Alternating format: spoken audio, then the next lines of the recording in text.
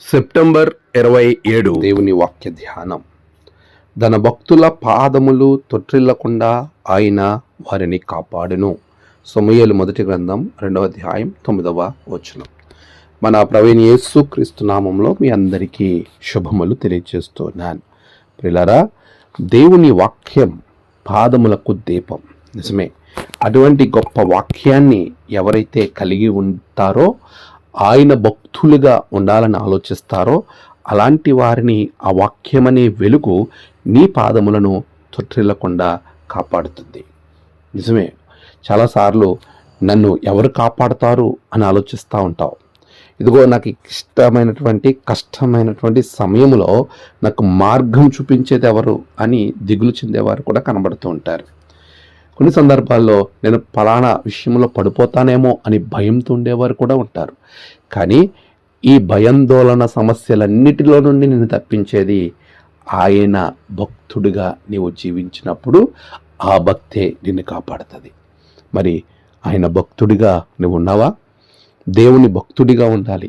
యెహోవా యందు భయభక్తులు. మరి ఎంత భక్తి కలిగి నువ్వు జీవిస్తున్నావు? ఆయన భక్తుడిగా మనం జీవించగలిగినప్పుడు మన పాదములు తొట్టిల్లకుండా దేవుడు తన భక్తులను ప్రవక్తలను కాచుతాడు. వారి ప్రాణములను కాపాడుతాడు. వారి ప్రతి పరిస్థితిని కాపాడుతాడు. ప్రాణములను కాపాడడం అంటే చాలాసార్లు మన జీవితంలో పడిపోకుండా, ఆత్మీయంగా చచ్చిపోకుండా కాపాడడం అనే విషయాన్ని మొదట గుర్తుపెట్టుకోవాలి. రెండవదిగా భౌతిక సంబంధమైన ప్రాణం. ఈ రెండిటిని, ప్రాణము, శరీరము, ఆత్మ, రెండిటి ప్రాణాలను కాపాడేటువంటి క్రమములో నువ్వు ఆశీర్వదింపబడాలి అనంటే ఆయన భక్తునిగా నువ్వు జీవించాలి.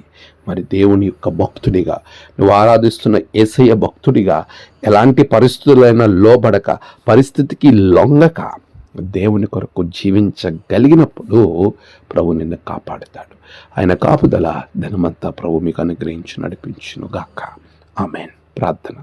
సర్వశక్తిమంతుడా, గొప్ప దేవ, నీ బిడ్డల జీవితాలను కాపాడండి నాయన. వారి ప్రాణములను, ఆత్మలను రెండింటినీ కాపాడండి.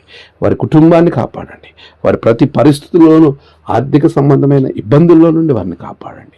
మీరే సహాయం చేయమని ప్రార్థిస్తున్నాను. నేడు వారి ప్రయాణాలు, పనులు, తలపెట్టిన కార్యాలలో గొప్ప జయము బిడలకు దయచేయండి. నేడు జన్మదినము, వివాహదినము, ఆయా విశేష దినములు జరుపుకున్న బిడలను బహుగా దీవించండి. తమ ప్రియులను కోల్పోయిన వారికి ఆదరణ, నెమ్మది అనుగ్రహించండి. దినదీవులతో నింపమని క్రీస్తు పేరట అడిగి వేడుకొంచున్నాం తండ్రి. ఆమేన్. తండ్రి, కుమార, పరిశుద్ధాత్మ త్రియేక దేవుని దీవెన మీకు నిరంతరం తోడే ఉండి మిమ్మల్ని కాపాడును గాక. ఆమేన్.